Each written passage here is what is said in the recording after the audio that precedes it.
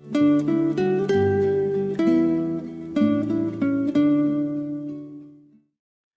오늘도 사무엘상 15장에 기록된 이 말씀을 통해서 하나님께서 주시는 은혜를 우리가 함께 나누기를 원합니다. 여러분이 사무엘상 15장 말씀에는 자꾸 실수를 거듭하는 사울 왕에게 하나님께서 회복의 기회를 주시는 장면이 기록이 되어 있습니다. 하나님께서는 급하게 왕을 세우기는 했지만 이 자신을 겸손하게 여기는 사울을 이스라엘의 초대 왕으로 세웠습니다. 그런데 이 사울은 왕으로 너무 준비가 되어 있지 않았습니다. 정치적으로 시대를 보는 눈이나 사람들을 다루는 경험이 부족했습니다. 영적으로도 이 하나님 말씀을 배우거나 묵상하는 훈련이 되어 있지 않았습니다. 그래서 결정적으로 이 하나님의 마음을 잘 이해하지를 못하는 불통하는 사울이 되어버렸습니다. 이 조급한 마음에 이 제사장이 드려야 할 번제를 드림으로 하나님께 책망을 받기도 하고, 또 전쟁을 할 때도 금식령을 선포하는 바람에 백성들을 힘들게 하기도 합니다. 그리고 거기서 멈추지 않고 이 하나님을 의지하기보다는 세상에 힘 있는 자들과 용감한 사람들을 불러 모으고 사람들을 자꾸 의지하게 됩니다. 그래서 하나님께서 자꾸 세상적인 방법으로 치우치는 이 사울에게 한 번 더 기회를 주십니다. 하나님께서 미워하시는 이 아말렉 족속들을 심판하는 일을 사울에게 맡기십니다. 여러분, 이 아말렉 족속은 이 사탄을 상징하는 족속입니다. 그래서 이 아말렉 족속을 심판하는 사명을 사울에게 맡긴 것입니다. 그래서 오늘 사무엘상 15장 1절에서 3절까지 말씀해 보시면 하나님께서 사무엘을 통해 이 사울에게 왕으로서의 사명을 줍니다. 사무엘이 사울에게 이르되 여호와께서 나를 보내 왕에게 기름을 부어 그의 백성 이스라엘 위에 왕으로 삼으셨은즉 이제 왕은 여호와의 말씀을 들으소서. 만군의 여호와께서 이같이 말씀하시기를 아말렉이 이스라엘에게 행한 일 곧 애굽에서 나올 때 길에서 대적한 일로 내가 그들을 벌하노니 지금 가서 이 아말렉을 쳐서 그들의 모든 소유를 남기지 말고 진멸하되 남녀와 소아와 젖먹는 아이와 우양과 낙타와 나귀를 죽이라 하셨나이다 하니라고 말씀을 합니다. 여러분, 하나님께서는 이 이스라엘 백성들을 괴롭히고 악을 행했던 이 아말렉 족속들을 진멸하는 일을 사울에게 맡기셨습니다. 여기 진멸한다는 말은 하나님의 것으로 드린다, 완전히 죽인다, 박멸한다라는 의미가 있습니다. 하나님께서는 죄인들을 심판하도록 이 사울을 보낸 것입니다. 이 죄인을 심판하는 것이기 때문에 이 사람들은 물론이고 어린아이나 소나 양이나 모든 짐승들까지 다 죽이라고 명령을 내린 것입니다. 그런데 이 사울이요, 이 아말렉과의 전쟁에서 승리하였을 때 이 아말렉의 왕 아각을 사로잡았지만 죽이지도 않고 또 양과 소의 가장 좋은 것은 진멸하지 않고 그대로 살려서 잡아오게 됩니다. 여러분, 9절 말씀해 보시면 사울과 백성이 아각과 그의 양과 소의 가장 좋은 것 또는 기름진 것과 어린 양과 모든 좋은 것을 남기고 진멸하기를 즐겨 아니하고 가치 없고 하찮은 것은 진멸하니라 라고 말씀을 하고 있습니다. 여러분, 사울은 좋은 것은 다 남기고 하찮은 것은 죽이게 됩니다. 하나님께서 분명히 진멸하라, 다 죽이라고 명령을 하셨는데 이 사울은 하나님의 명령이 무엇인지 또 하나님의 뜻이 무엇인지 귀담아 듣지 않았습니다. 이 전쟁에 승리했다는 이 기쁨 때문에 양과 소의 가장 좋은 것들을 전리품으로 가지고 오게 됩니다. 여러분, 이것은 하나님의 말씀에 대한 불순종이면서 또한 사울의 욕심이기도 합니다. 여러분, 하나님께서는요, 이 사울에게 이렇게라도 하나님 말씀에 순종하게 하심으로 왕으로서의 권위를 세워주시려고 기회를 준 것입니다. 그런데 이 사울은 그 하나님의 뜻을 분별하지 못하는 것입니다. 하나님께서는 또 한 번 이 사울에게 실망을 하게 되었고 이제 사무엘을 불러서 책망을 하십니다. 여러분, 11절 말씀에 보시면 하나님의 하소연이 나옵니다. 내가 사울을 왕으로 세운 것을 후회하노니 그가 돌이켜서 나를 따르지 아니하며 내 명령을 행하지 아니하였음이니라 하신지라 사무엘이 근심하여 온 밤을 여호와께 부르짖으니라 라고 말씀을 합니다. 여러분, 이 사무엘은요, 영적인 지도자로서 이 사울에게 기름을 부은 사람입니다. 사울이 하나님 마음을 이해하지 못하고 하나님과 통하지 않는 이 모습을 보면서 안타까워하면서 기도를 했을 것입니다. 그래서 온 밤을 새우며 사울을 위해서 기도하다가 다음날 이 사무엘은 사울을 찾아갑니다. 그런데 12절 말씀에 보시면 이 사울은요, 전쟁에 이겼다고 혼자 신이 나서 기념비까지 세워놓고 승리를 즐기고 있었습니다. 그리고 13절 말씀에 보시면 내가 여호와의 명령을 행하였나이다 하면서 당당하게 이 사무엘을 맞이하게 됩니다. 사무엘이 얼마나 화가 나는지 이 하나님 말씀을 순종하지도 않고 자기가 무슨 큰 공을 세운 것처럼 기념비를 세운 이 사울을 보고 사무엘은 호통을 칩니다.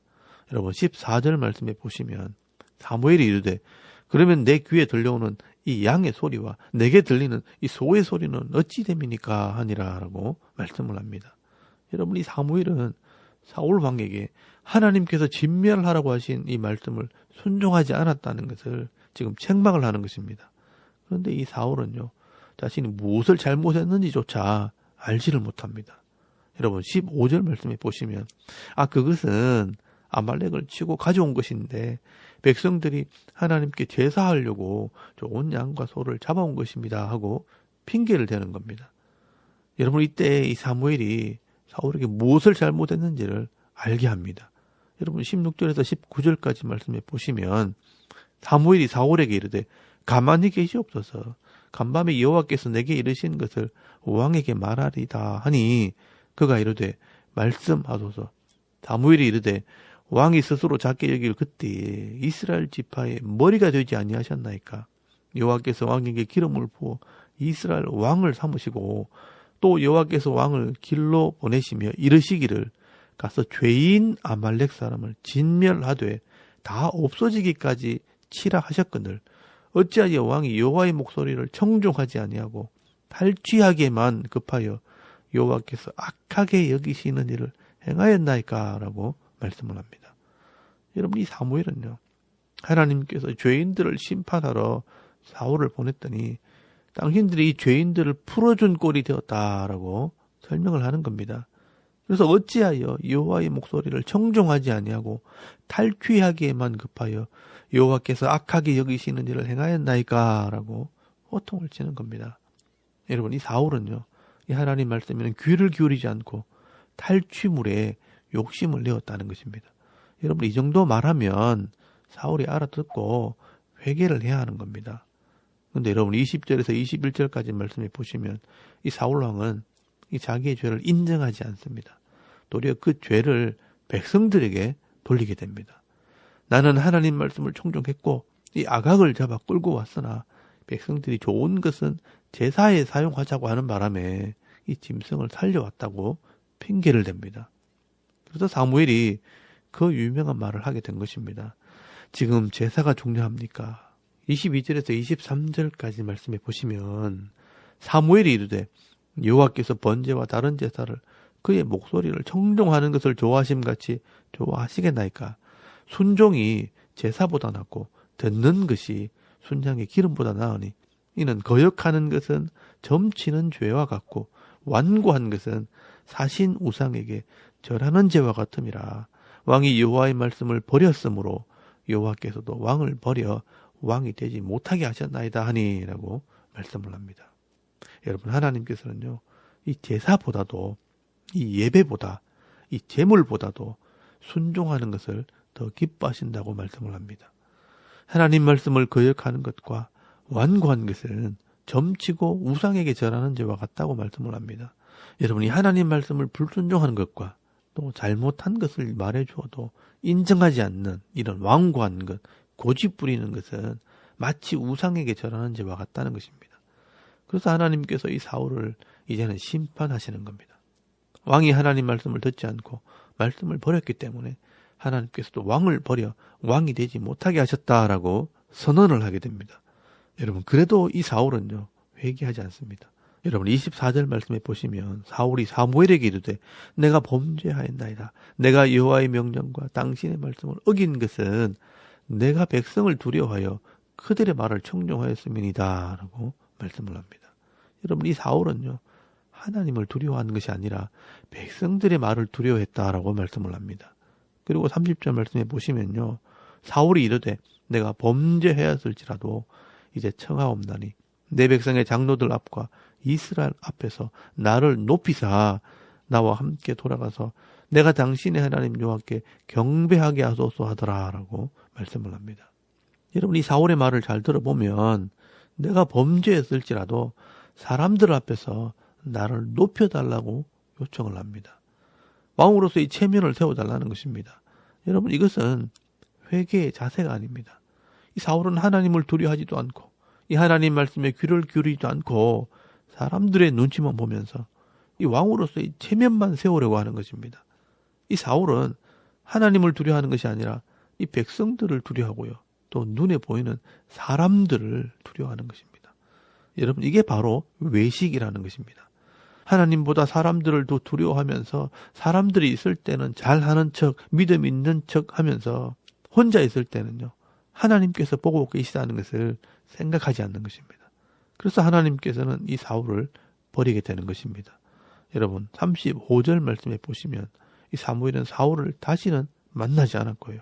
또 하나님께서 이 사울을 왕 삼으신 것을 후회하셨다라고 말씀을 하고 있습니다. 여러분 이 사울 왕은 왜 자꾸 이 하나님 마음을 아프게 하고 사람들을 실망시킬까요? 그것은 그 마음에 진짜 하나님을 믿는 믿음이 없기 때문입니다. 그래서 하나님의 말씀에 귀를 기울이지 않고요. 또 눈에 보이고 귀에 들리는 이 사람들의 소리에 자꾸 마음을 빼앗기는 것입니다. 그래서 사람들이 나를 어떻게 볼까? 체면을 세우려고 하고 또 사람들이 요구하는 소리를 더 크게 듣게 되는 것입니다. 여러분 이런 사울의 모습은 이제 앞으로 나오는 이 다윗의 모습과 너무나 대조를 이루게 됩니다. 여러분 이 다윗도 왕이었음에도 실수를 하고 범죄하는 사람이지만 하나님 말씀에 귀를 기울이고 또 하나님을 두려워하는 마음으로 늘 회개하는 사람이었습니다.